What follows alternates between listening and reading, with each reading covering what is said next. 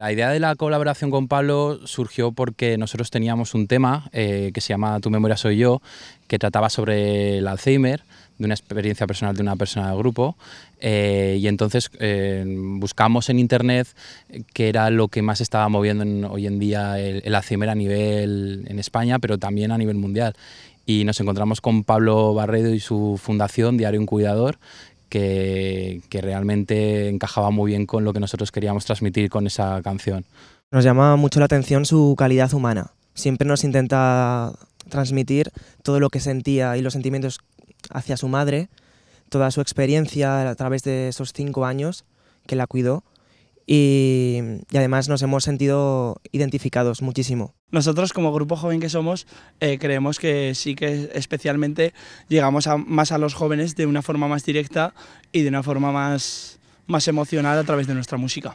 Bueno, el disco se lanzará a finales de año. Hemos tenido la suerte de contar con la producción de Guillermo Marín, que es un productor que está haciendo un muy buen trabajo a nivel internacional. Está trabajando desde Los Ángeles, pues con gente como Bunbury, ha compuesto canciones para Tamara, Sergio Dalma. Además, la masterización también se ha hecho allí, en Los Ángeles, con Mike Couthi, que es una persona que tiene incluso unos premios Grammy, con lo cual nosotros estamos emocionados de poder contar con ese equipo técnico. No nos volcamos simplemente en la melodía pegadiza o el estribillo que no te puedes quitar de la cabeza, ¿no? Sino que intentamos transmitir un mensaje, ya sea pues una ruptura, un amor fraudulento, o el tema de una enfermedad o la pérdida de alguien muy querido, ¿no?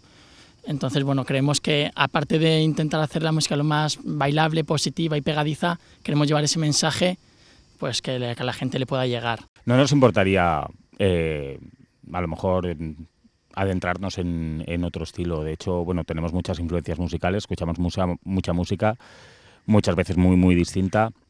Aparte que cada uno también tenemos nuestros gustos personales. Creemos que esto queda reflejado en las canciones y aunque este disco sí que es verdad que es un disco a lo mejor más pop, pues el siguiente puede tomar a lo mejor algún estilo o tomar de alguna otra influencia. Bueno, pues creemos que las redes sociales es muy importante, ¿no? Nosotros intentamos interactuar con nuestros seguidores pues a través de Facebook, de Twitter.